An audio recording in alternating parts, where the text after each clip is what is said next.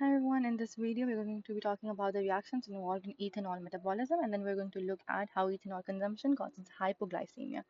So for that it's very important first of all to look at this ethanol metabolism. So ethanol is first converted into acetaldehyde, ठीक है. तो ethanol क्या है? Alcohol, ये आराम से aldehyde में इसकी oxidation हो जाएगी. For this you need alcohol dehydrogenase, right? फिर acetaldehyde gets converted to acetate, which is a carboxylic acid. तो वही हमने जो हमेशा से पता आ रहा है, primary alcohol oxidized होता है, it gives you aldehyde, aldehyde oxidized होता है, it gives you carboxylic acid, ठीक है. अब इसमें अल्कोहल डिहाइड्रोजनेज एंजाइम है और aldehyde dehydrogenase easy, this nothing fancy here. But a very good in interesting thing is कि इसमें you need you get NADH. तो आपको NADH मिलेगा दोनों steps में. So the metabolism of ethanol results in a massive increase in the concentration of cytosolic NADH in the liver.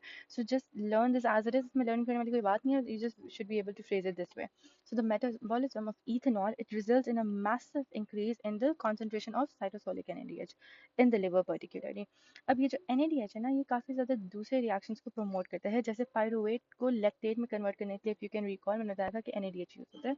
तो exactly वही चीज़ इधर यूज़ होगी. And then if you can recall, मैंने बताया था मेलेट और ऑक्जेलोएसिटेट के शटल में, और वो बेसिकली यही वाला रिएक्शन था. तो यहाँ क्या कह रहे हैं, ऑक्जेलोएसिटेट किस कन्वर्टेड टू मैलेट. तो ऑक्जेलोएसिटेट मैलेट में कन्वर्ट होने के लिए आपको NADH चाहिए, ठीक है. और ये ऑपोजिट रिएक्शन में you have to give away NADH. तो ऑक्जेलोएसिटेट किस कन्वर्टेड टू मैलेट, उसमें NADH चाहिए होता है, लेकिन जो ऑपोजिट जा रहा है तो ऑब्वियसली इसमें NADH बनता है ना, ये तीसरी साइकिल की बात है.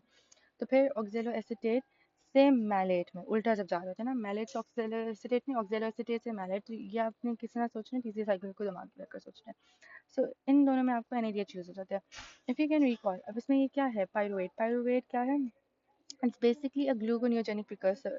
ऑक्जेलोएसिटेट क्या है? ग्लूकोनियोजेनिक प्रिकर्सर, क्योंकि दोनों अल्फा कीटो एसिड्स हैं.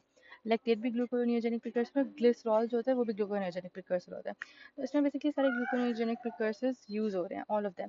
तो जब वो सब यूज हो जाएंगे in different reactions which are mediated by NADH, तो इसका मतलब है कि वो जो ग्लिसरॉल है, सॉरी, जो ग्लूकोज है वो प्रोड्यूस नहीं होगा, ग्लूकोनियोजेनेसिस नहीं होगी, या ग्लाइकोलाइसिस नहीं होगी. सो दिस नो ग्लूकोनियोजेनेसिस नहीं होगी बेसिकली, क्योंकि वो सारे उसके इंटरमीडिएट्स यूज हो रहे हैं, है ना, ग्लूकोनियोजेनिक प्रिकर्सर्स यूज हो रहे हैं.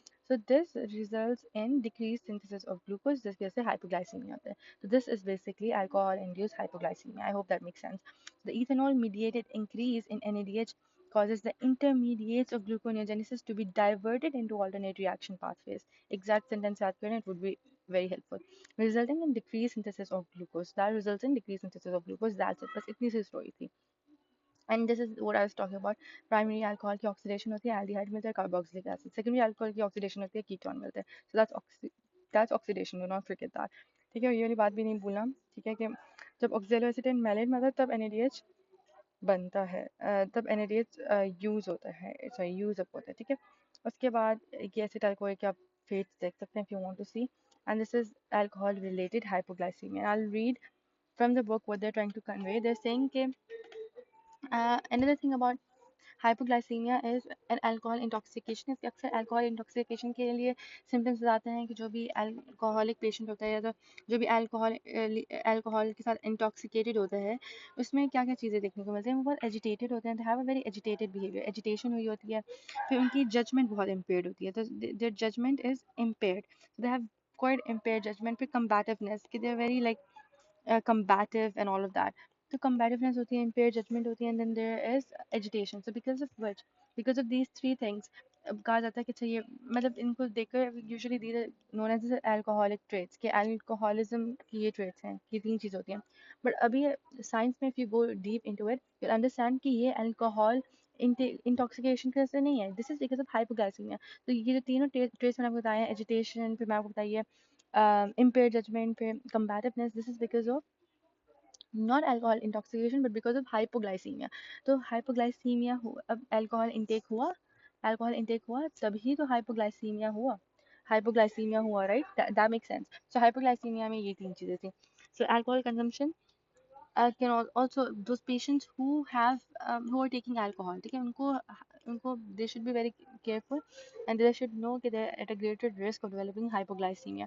And also even if they are diabetic का मतलब था कि उनकी इंसुलिन लेवल्स हाई होते हैं, इंसुलिन लेवल्स लो होते हैं, and then you give them insulin, और उनकी ब्लड ग्लूकोज भी बहुत हाई होता है नॉर्मली डायबिटिक पेशेंट्स का, तो उनमें भी हाइपोग्लाइसीमिया हो जाता है. Diabetic mellitus is hyperglycaemia, right, लेकिन हाइपरग्लाइसीमिया पेशेंट्स भी हाइपोग्लाइसीमिक हो जाते हैं. in cases of um, alcohol intoxication. So they have to be really careful about alcohol consumption. Okay? And yeah, this was very simple.